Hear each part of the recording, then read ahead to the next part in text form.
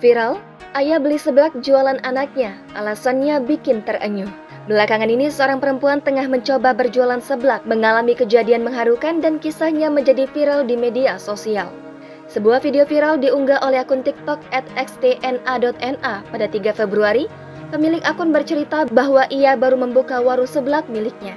Hal itu ia lakukan untuk mengisi waktu luangnya saat libur semester dan mencari pemasukan tambahan. Sayang, tidak ada pembeli satupun yang datang untuk membeli seblak ke warungnya. Melihat warungnya sepi pembeli, sang ayah yang sedari tadi memperhatikan kondisi tersebut pun menghampiri anaknya dan memberikan uang Rp15.000. Bukan tanpa sebab, rupanya sang ayah ingin membeli seblak yang dijual anaknya.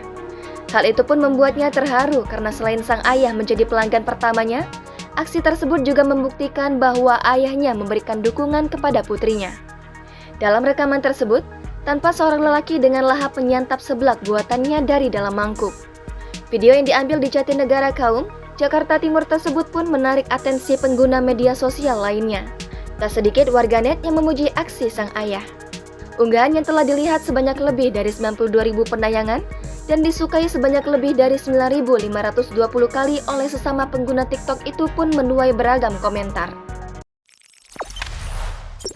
Jangan lupa subscribe, share, komen, dan like ya!